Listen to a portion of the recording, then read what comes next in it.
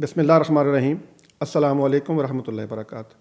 ہماری خوش قسمتی ہے کہ ہمارے ساتھ ایک ایسی مہمان شخصیت موجود ہیں جو ماہر اقبالیات ہیں، مصنف ہیں، محقق ہیں، مورخ ہیں، ماہر تعلیم ہیں اور 3 دفعہ صدارتی اقبال ایوارڈ یافتہ ہیں. میری مراد ہے جناب خرم علی شفیق صاحب. خرم صاحب، ہم آپ کو اپنے اسٹوڈیو میں خوش آمدید کہتے ہیں. السلام علیکم ورحمۃ اللہ وبرکاتہ. وعلیکم السلام ورحمۃ اللہ وبرکاتہ. آپ کی جو نئی کتاب ہے ہم اس سے اپنی بات کا آغاز کریں گے اور میں چاہوں گا کہ ہمارے ناظرین بھی آپ کا یہ نقطہ نظر سمجھیں.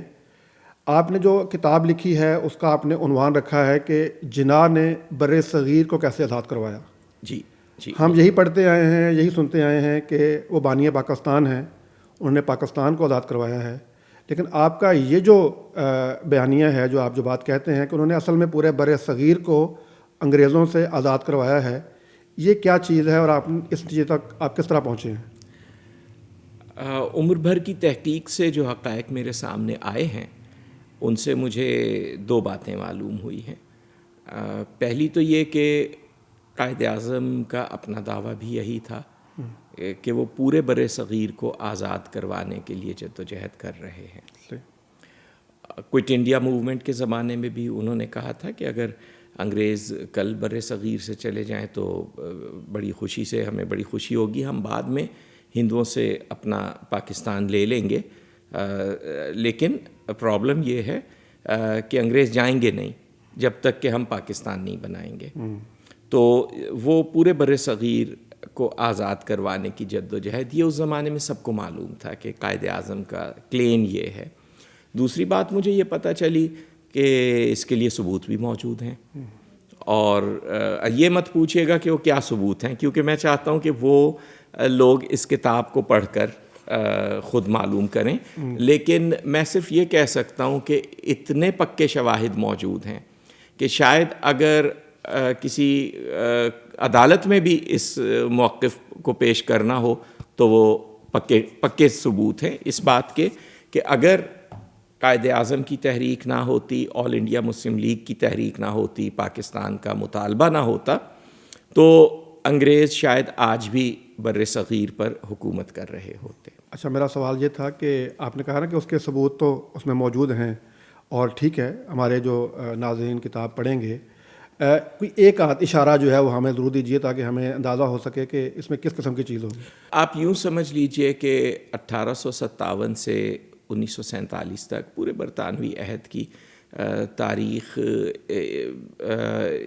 ہماری نظروں سے اوجھل رہی ہے. وہ میں نے اس میں دوبارہ پیش کی ہے اس طرح سے جس طرح سے کہ اس زمانے کے لوگ اسے دیکھتے تھے. اور اس میں آپ مجھے بتائیے کہ آپ کو کس لیول کا ثبوت چاہیے ہوگا. ایک مثال دیجئے کہ اچھا اگر ایسی بات موجود ہو تو پھر میں کہوں گا کہ ثبوت ہے. آپ بتائیے، میں چیک کرتا ہوں کہ وہ ہے یا نہیں ہے. اچھا جی، ویسے وہ تو خیر آپ نے ذکر بھی کیا تھا کہ ان کے اپنے گھر سے برطانیہ کے ہاں اس بات کا کیا؟ برطانوی پارلیمنٹ میں کہا گیا تھا اور اتنی اہم سٹیٹمنٹ میں کہا گیا تھا جسے کوئی غیر اہم نہیں کہہ سکتا. تو لیکن پرابلم یہ ہوتی ہے اگر میں کسی کو سٹیٹمنٹ سنا دیتا ہوں یا وہ ایک ثبوت میں اس میں سے پیش کرتا ہوں نا، تو لوگ سن کر کہتے ہیں کہ اچھا بس اس ثبوت کی بنیاد پر اتنی بڑی بات کہی جا رہی ہے، تو اس ثبوت کی صرف اس ثبوت کی بنیاد پر نہیں کہی جا رہی ہے، پورا ایک کانٹیکسٹ ہے اور وہ آج تک چلا آ رہا ہے. سب سے بڑا ثبوت میں کہوں گا کہ وہ ایمپیریکل ہے، وہ آپ کے سامنے ہوگا آج بھی، اور وہ یہ کہ جب آپ یہ کتاب پڑھ لیں گے تب آپ کو اندازہ ہوگا، یا میں اپنی ویب سائٹس پر اپنے دوسری تحریروں میں آئندہ واضح کر دوں گا کہ آج کی دنیا کا ہر مسئلہ اس کے ساتھ جڑا ہوا ہے. یعنی اگر آپ یہ بات مانتے ہیں کہ قائد اعظم نے پورے بر صغیر کو آزاد کروایا تھا اور نہ صرف پاکستان کے بانی وہ ہیں بلکہ بھارت کے بانی بھی وہی ہیں، تو پھر آپ کو دنیا کے تمام مسائل سلجھتے نظر آتے ہیں. اگر آپ یہ بات نہیں مانتے کیونکہ یہ ایک فیکٹ ہے، تو پھر دنیا کے تمام مسائل الجھتے جاتے ہیں. یہ اس کا سب سے بڑا ثبوت ہوگا. آپ کی ذاتی زندگی کے مسائل حل کرنے میں بھی وہی طریقہ کام آئے گا جس طریقے سے قائد اعظم نے آزاد کروایا تھا نا بر صغیر کو، جو اس میں پوری وضاحت کے ساتھ بیان ہوا ہے. وہی طریقہ آپ کو اپنے ذاتی مسائل حل کرنے میں بھی کام آئے گا آج. اقتصادی مسائل حل کرنے میں بھی ایک فرد کو بھی, پوری قوم کو بھی. رشیا اور یوکرین کی لڑائی ہو, یا کشمیر کا مسئلہ ہو, یا فلسطین کا ہو, یا کسی کے گھر میں جھگڑا ہو رہا ہے, یہی میتھڈ ہر جگہ اپلائی ہوگا. وہ میتھڈ آج آپ اپلائی کر کے دیکھیے, اگر اس کی وجہ سے دنیا کے مسائل حل ہوتے ہیں تو پھر اسی سے قائد اعظم نے بھی کام لیا ہوگا. اگر نہیں حل ہوتے تو پھر میں غلط کہہ رہا ہوں. اچھا, اس میں آپ کی جو آپ یہاں لاہور تشریف لائے ہیں تو آپ نے مختلف جو لیکچر بھی دیے, یہاں پہ کچھ ورک شاپس بھی آپ کروا رہے ہیں.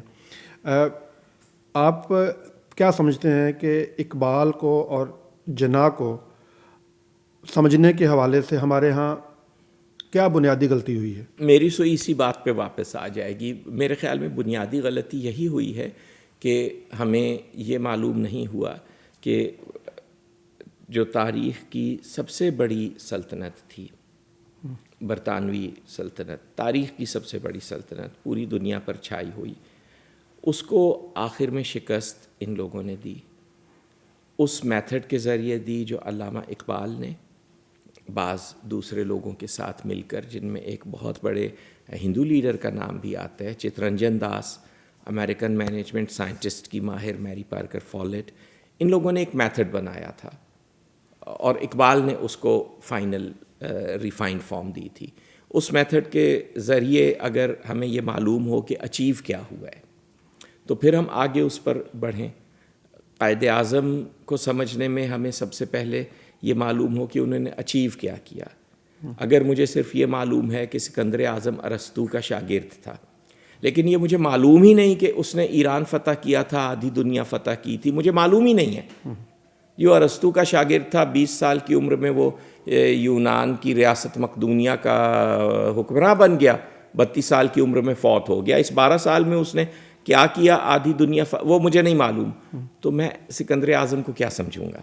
بالکل اسی طرح سے اگر ہمیں صرف یہ معلوم ہو کہ جی قائد اعظم نے پاکستان بنایا تھا, علامہ اقبال نے پاکستان کا خواب دیکھا تھا, ہمیں یہ معلوم نہ ہو کہ علامہ اقبال نے ایک نئی دنیا کا خواب دیکھا تھا جو وجود میں آ گئی, کیونکہ تاریخ کی سب سے بڑی سلطنت کو شکست دی انہوں نے, اس کے نتیجے میں یہ دنیا پیدا ہوئی ہے جس میں آج ہم رہتے ہیں. اگر ہمیں یہ معلوم نہ ہو کہ اقبال نے یہ خواب دیکھا تھا اور وہ حاصل ہوا, ہمیں یہ معلوم نہ ہو کہ قائد اعظم نے تاریخ کی سب سے بڑی سلطنت کو شکست دے کر بر صغیر کو آزاد کروایا تھا, اور اس کے بعد پھر کولونیلزم جیسے جیسے دنیا سے ختم ہوا ہے وہ پروسیس قائد اعظم نے شروع کیا تھا. تو اس وجہ سے پھر ہمیں وہ سمجھ میں نہیں آتے. یہ ایک طلسماتی جملہ ہے, اسے آپ رکھیے, پھر ساری چیزیں سمجھ میں آتی ہیں, قائد اعظم اور اقبال بھی. یہ فرمائیے کہ اقبال اور قائد آپ نے کہا کہ انہوں نے اچیو کیا کیا. ہمارے ہاں ایک انڈرسٹینڈنگ ہے, اور آپ نے کہا کہ میں چاہتا ہوں کہ وہ انڈرسٹینڈنگ جو ہے وہ ٹھیک ہو اور درست ہو, جس کے لیے آپ نے یہ کتاب بھی لکھی ہے. ہمیں یہ پڑھایا گیا یا ہم نے یہ آج تک سنا ہے یا ہمارے یہ علم میں ہے کہ اگر دوسری جنگ عظیم کے اندر ان کو شکست نہ ہو, یا یعنی اس کا جو کچھ بھی انہوں نے بھگتا ہے پورے یورپ نے, اگر وہ نہ ہوا ہوتا تو شاید وہ لوگ یہاں سے نہ جاتے. وہ تو یہاں پہ رہنے کے لیے آئے تھے, بلکہ ان کی ریل کی پٹڑیاں اور ان کے اوپر جو لگے ہوئے بینچ اس بات کے گواہ تھے کہ وہ تو یہاں جانے والے نہیں تھے. تو یہ جو آپ فرما رہے ہیں, اس لحاظ آپ فرما رہے ہیں کہ قائد اعظم نے جو ہے ان کو شکست دی ہے, ان کو یہاں سے جانے پر مجبور کیا ہے. یہ بات جو ہے وہ سمجھ میں نہیں آئی. جی, یہ ایک تھیوری ہے کہ دوسری جنگ عظیم میں انگریزوں کو نقصان ہوا اس لیے انہیں جانا پڑا. میں نے اس کتاب کے پہلے ہی چیپٹر میں واضح کیا ہے کہ یہ نظریہ درست نہیں ہے, حقائق کے خلاف ہے. دوسری جنگ عظیم کے بعد انگریز مطمئن ہو گئے تھے کہ ہم نے تو جب اتنی بڑی جنگ جیت لی ہے تو ہندوستان پر حکومت تو بہت چھوٹی چیز ہے, یہ بھی جاری رہے گی. اور جب 20 فروری 1947 کو برطانوی وزیر اعظم نے ہاؤس آف کامنز میں اعلان کیا کہ ہم ہندوستان چھوڑ کر جا رہے ہیں, تو وہاں پر پارلیمنٹ میں یہی بحث شروع ہو گئی کہ کیا ہم نے دوسری جنگ عظیم اس لیے جیتی تھی کہ ہم اپنی سلطنت کھو بیٹھیں. تو یہ بات مفروضہ ہے, اس کا کوئی ثبوت موجود نہیں ہے، بلکہ ثبوت جتنے موجود ہیں وہ اس کی تردید کرتے ہیں۔ اب مفروضہ تو انسان کوئی بھی قائم کر سکتا ہے، کوئی بھی مفروضہ قائم کر سکتے ہیں ہم۔ ہاں، یہ مفروضہ قائم کیا گیا ذرا بعد میں، اس وقت نہیں، اور پھر ہم نے اسے قبول کر لیا۔ اچھا، میرا سوال یہ تھا، اور یہ پروگرام سے پہلے بھی میں نے شاید آپ سے پوچھا تھا، میں چاہوں گا کہ اس پروگرام میں بھی اس کا جواب دیں، کہ جب پاکستان بنا اور ایک بہت بڑی مومنٹ تھی اور کروڑوں مسلمان جو تھے اس تحریک کے پیچھے تھے اور انہوں نے اس تحریک کے لیے قربانیاں بھی دیں، اچھا جب وہ پاکستان بن گیا تو قائد اعظم اور لیاقت علی خان کے جانے کے بعد وہ بیانیہ، وہ نظریہ، وہ سوچ، وہ فکر، وہ ہمیں معاشرے میں اس طرح سے نہیں ملی یا آگے پریویل نہیں کی، بلکہ ہم کہتے ہیں کچھ ہی سالوں کے بعد وہ ختم ہونا شروع ہو گئی۔ اس کی کیا وجہ تھی؟ دیکھیے، اس کی چھوٹی چھوٹی وجوہات پر اگر ہم جائیں تو اس میں شاید سب سے بڑی وجہ جو وہ لوگ بتا گئے تھے کہ جس کی وجہ سے یہ ہوگا، آپ اس امتحان سے گزریں گے اور پھر ابھریں گے جو آنے والا وقت ہے، وہ ان لوگوں کی بتائی ہوئی وجہ یہ تھی کہ جو اگلی نسل آ رہی ہے اس کی چاہے تعلیم دینی ہو چاہے دنیاوی ہو، اس تعلیم نے اسے اس حص سے محروم کر دیا ہے جو آپ کو اپنی قوم سے جوڑتی ہے۔ یہ وجہ تھی کہ ہماری تعلیم نے، چاہے دینی تھی چاہے دنیاوی تھی، بڑی خوبیاں ہوں گی، بڑا ہمیں کنٹریبیوٹ کرنے کے قابل بنایا ہوگا، نیت صحیح ہوگی، کنٹریبیوشن موجود ہوگی، لیکن ایک چیز کی اس میں کمی رہ گئی کہ اس نے ہمیں وہ حص نہیں دی جو ہمیں اپنی قوم کے ساتھ جوڑتی ہے، جو مختلف مقادے پہ فکر کو لا کر ایک قوم بناتی ہے۔ یہ ان لوگوں کی بتائی ہوئی وجہ ہے۔ خطبہ الہ آباد میں بھی اقبال نے کہا ہے، اور تواتر کے ساتھ۔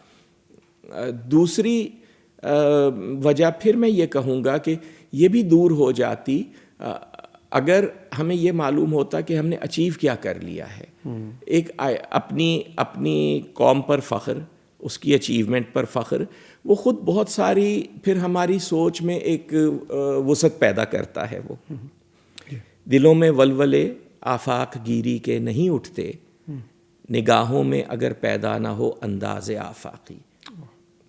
تو وہ خود ہمیں اعلیٰ ظرف بنا دیتی یہ بات، اگر ہمیں معلوم ہوتا کہ اتنا بڑا کارنامہ ہم انجام دے کر آئے ہیں۔ وہ چونکہ معلوم نہیں ہوا تو پھر ہم چھوٹی چھوٹی باتوں میں مزید دل چھوٹے ہوتے گئے۔ اچھا، آپ کی بات سے مجھے ایک اور بات سمجھ میں آ رہی ہے کہ یہ ہم بات کر رہے ہیں 1947 کی، کہ ہمیں یہ پتہ چلا کہ ہم نے اچیو کیا کیا ہے۔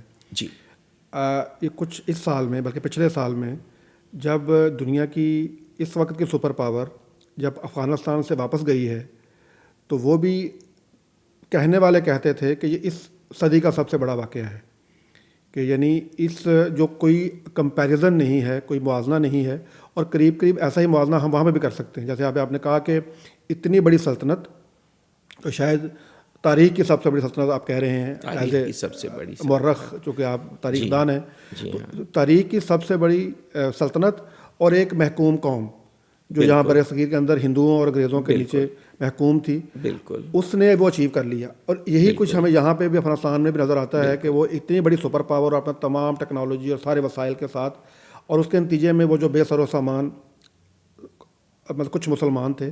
تو آپ کیا سمجھتے ہیں ایز اے مورخ کہ یہ بات قریب اس کے قریب ہے؟ نہیں، بہت سے فرق ہیں، لیکن ان کی تفصیل میں فی الحال نہیں جانا چاہوں گا۔ میری گزارش یہی ہوگی کہ پہلے ہم اس نقطے کو اچھی طرح سے سمجھ لیں کہ یہ کتنی بڑی اچیومنٹ تھی اور کیا تھی، تو پھر موازنے بات۔ سر، آپ کی مختلف تحریروں میں اور مختلف تقریروں میں نے سنا ہے کہ یہ پلیج آف سیکریفائس ہوا تھا مسلمانوں نے، جو منتخب اسمبلی نے لیا تھا، اس کے بارے میں ذرا بتائیے۔ جی، 1945-46 کے انتخابات میں آل انڈیا مسلم لیگ نے ایک تاریخی کامیابی حاصل کی تھی۔ تو آل انڈیا مسلم لیگ کے ٹکٹ پر کامیاب ہونے والے تمام نمائندے دہلی میں جمع ہوئے اپریل 1946 میں، اور انہوں نے ایک عہد کیا کہ وہ آل انڈیا مسلم لیگ کی تمام ہدایات کی اطاعت کریں گے۔ یہ عہد قائد اعظم نے بھی کیا، وہاں کوئی چھوٹا بڑا نہیں تھا، سب نے یہ عہد کیا کہ وہ آل انڈیا مسلم لیگ کی ہدایات کی اطاعت کریں گے۔ اس کے بعد یہ عہد نامہ اخبارات میں شائع ہوا، قائد اعظم نے اپیل کی کہ بر صغیر کا ہر مسلمان یہی عہد کرے، اور وہ لوگ جب تک زندہ رہے جنہوں نے پاکستان بنایا، وہ یہ سمجھتے تھے کہ پاکستان اس مخصوص عہد کے بدلے میں خدا نے دیا ہے، اور یہ وہ عہد ہے جو ہمیں اپنی طرف سے پورا کرنا ہے تو خدا اپنا حصہ پورا کرے گا۔ اور یہ سوچ خواجہ ناظم الدین تک رہی۔ جب ان کو 1953 میں برطرف کیا گیا تو اس کے بعد پھر اسے بھی ہمارے حافظے سے محو کر دیا گیا، لیکن اگر آپ 1946 کے اخبارات دیکھیے تو وہاں اس کا ذکر ہے۔ اچھا، اس عہد وفا کے اندر جو اس کی شروع کا جو بسم اللہ الرحمن الرحیم کے بعد جو قرآن کریم کی آیت کا ترجمہ تھا، ذرا اس کی بھی تھوڑی سی، کیونکہ جب میں نے یہ پڑھا تھا تو مجھے بڑا یہ اس پہ مطلب خوشگوار حیرت ہوئی کہ اس عہد وفا کے اندر جو آیت کا انتخاب کیا گیا وہ تھی کہ کل انا صلاتی و نسکی و محیایا و مماتی للہ رب العالمین۔ تو اس کے بارے میں آپ اس بات کو آپ کس طرح سے دیکھتے ہیں کہ اس عہد کے اندر یہ والی آیت جو ہے جو لائی گئی ہے، اس کا کیا مقصد تھا؟ اس کی وضاحت میں نے اپنی ایک ویڈیو میں کر دی ہے، اور میرے خیال میں اگر وہاں دیکھ لی جائے، کیونکہ اس سے بڑی ایک بات ہے جو آپ ہی کے ساتھ گفتگو میں کل پرسوں ہم غور کر رہے تھے کہ یہ پوری جو تحریک تھی آل انڈیا مسلم لیگ کی، یہ اپنے فیصلوں کی بنیاد قرآن و سنت پر رکھتی تھی، اور پہلے دن سے ہی، اور وہ ان کے لٹریچر میں، ان کے سیاسی لٹریچر میں اتنے بعض چیزیں واضح ہو چکی تھیں، راسخ ہو چکی تھیں کہ پھر بعد میں 1940 کے زمانے میں ہر جگہ انہیں دہرانے کی ضرورت بھی نہیں پڑتی تھی۔ اب آپ علامہ اقبال کے خطبہ الہ آباد کو اگر دیکھیے تو وہ مسلم لیگ کی ایک سیاسی تقریر ہے نا، اس میں کتنی آیات کا حوالہ ہے، اور ان آیات سے جو وہاں پر ان کی جو تشریح کی گئی ہے، ان سے جو معنی لیے گئے ہیں، عمل کے جو راستے ان سے نکالے گئے ہیں، وہ اپنی جگہ ایک بہت بڑی فکر ہے۔ وہ محض زیب داستاں کے لیے نہیں ہیں وہ آیتیں، بلکہ ان پر جو وہاں روشنی ڈالی ہے وہ آپ کو عمل کی نئی راہیں دکھاتی ہے۔ تو یہ تھرو آؤٹ تھا، اور میں سمجھتا ہوں کہ اس عہد نامے کے آخر میں بھی جو آیت ہے وہ بھی بڑی سوچ سمجھ کر منتخب کی گئی ہے، جس میں خدا سے دعا مانگی جا رہی ہے فتح و نصرت کی، جو قرآن شریف میں کئی جگہوں پر مانگی گئی ہے۔ یہاں پر وہ والی آیت رکھی ہے سورہ بقرہ کی جو حضرت داؤد علیہ السلام جس لشکر کا حصہ ہیں، وہ جب اپنے سے کئی گنا بڑے دشمن کا مقابلہ کرنے جا رہا ہے تو وہ لشکر جو خدا سے دعا مانگتا ہے۔ تو اس طرح سے یہ بہت سے رموز ہیں ان چیزوں میں، اور میں سمجھتا ہوں کہ اب ہم غور کریں گے تو انشاءاللہ وہ کھلتے جائیں گے۔ جی، میں آؤں گا آپ کی کتابوں کے حوالے سے بات کروں گا۔ آپ کو 3 دفعہ صدارتی اقبال ایوارڈ ملا ہے، وہ کن کتابوں میں ملا ہے اور ان کی خصوصیات کیا ہیں ان کتابوں میں؟ پہلا مجھے ملا تھا اقبال این السٹریٹڈ بایوگرافی، جو 2006 میں شائع ہوئی تھی۔ علامہ اقبال کی ایک باتصویر سوانح تھی، اور اس زمانے تک جو کچھ اقبال کے بارے میں سمجھا جاتا تھا اسی روشنی میں میں نے بھی وہ لکھی تھی، البتہ اس میں بہت سی نئی باتیں سامنے آئیں، ایک طرز بیان بھی، اور وہ اس کے بعد مجھے اندازہ ہوا کہ ہم اقبال کو ٹھیک سے نہیں سمجھ سکے ہیں، بعض بنیادی چیزیں ہم سے نظر انداز ہو گئی ہیں، تو اس لیے اقبال کی زندگی کے بارے میں میرا نیریٹو بدل گیا۔ تو وہ نیا narrative Iqbal his life and اور ٹائمز، علامہ اقبال کی ایک سوانح تھی، اسے آپ پچھلی والی کا ایک ریوائزڈ ورژن سمجھ لیجئے، یا ری ریٹن، بلکہ اس کو منسوخ کرنے والی یہ۔ تو یہ اس پر مجھے دوسرا ایوارڈ ملا، اور یہ کتاب ای سی او جو ادارہ ہے جو پہلے آر سی ڈی ہوتا تھا، اس کی طرف سے شائع ہوئی تھی بین الاقوامی طور پر، امیزون پر بھی دستیاب ہے اقبال اکیڈمی اور ECO کے درمیان کولیبوریشن میں. تو ٹیکنیکلی اس میں 10 مسلم ریاستوں کی طرف سے یہ شائع ہوئی تھی, کیونکہ وہ اس ادارے میں وہ اسٹیٹس شامل ہیں اور انہیں ریپرزینٹ کرتی ہے.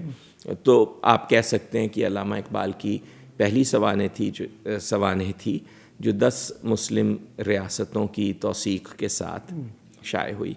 اور تیسرا ایوارڈ مجھے ملا ہے اقبال کی منزل میری ایک کتاب ہے جو 1927 سے لے کر علامہ اقبال کی وفات اور چند برس بعد تک کے واقعات کی تفصیل بھی پیش کرتی ہے اور پہلے سے موجود بعض غلط مفروضوں کی تردید بھی کرتی ہے, اور بہت ساری اس میں ایسی معلومات سامنے آتی ہے جو پہلے دستیاب نہیں تھی. میں نے آرکائیوز میں سے نکالی ہے, اور وہ اقبال کی منزل وہ اس پر مجھے تیسرا ایوارڈ ملا ہے. وقت ہمارا محدود ہے, آخری سوال میں آپ سے کرنا چاہوں گا.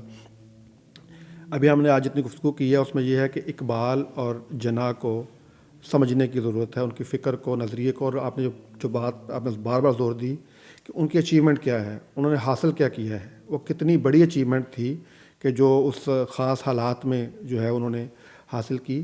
اس بات کو اپنی قوم کو سمجھانے کے لیے آپ کیا سمجھتے ہیں کہ روڈ میپ کیا ہے, کس طرح سے یہ بات سمجھائی جائے گی آج کے اس ٹیکنالوجی کے دور میں؟ میں یہ سمجھتا ہوں کہ جسے بھی یہ بات اپیل کرے وہ میری یہ کتاب پڑھ کر ہاؤ جناح لبریٹڈ انڈیا یا میرے یوٹیوب چینل کو دیکھ کر, جس میں میں اس کتاب کا پورا کانٹینٹ ولاگس کی صورت میں وہاں لے آؤں گا ان قریب انشاءاللہ, اور چینل میرا نام سے آپ سرچ کر سکتے ہیں, خرم's ڈیسک اس کا نام ہے.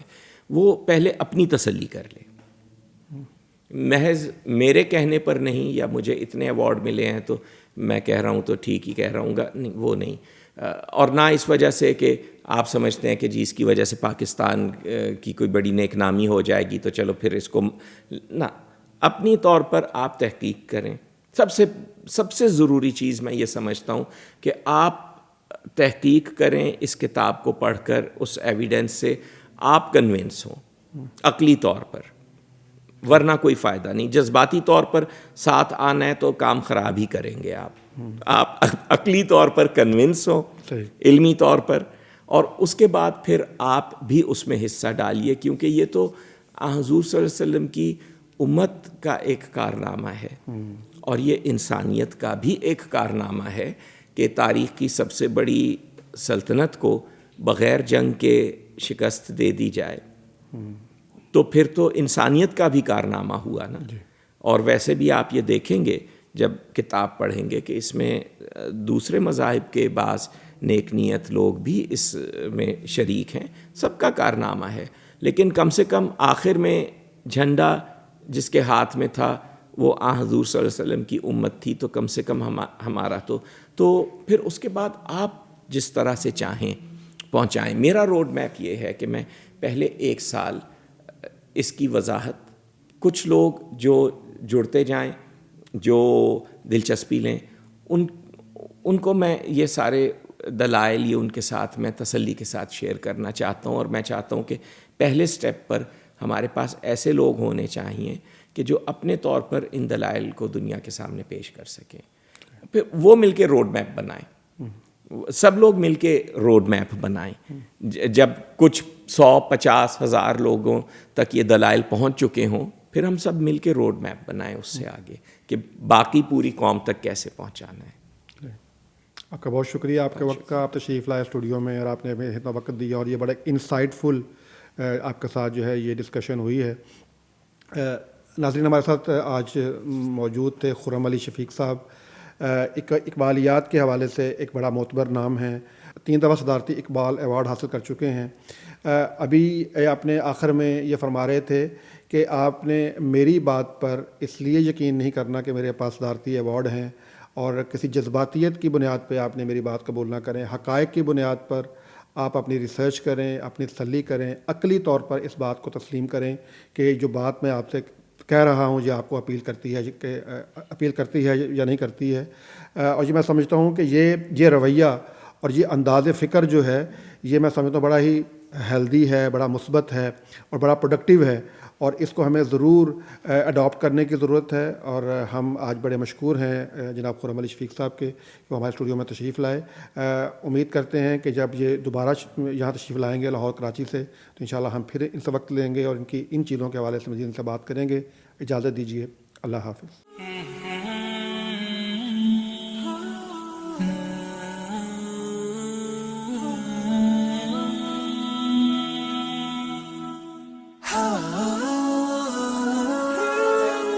ah, ah, ah.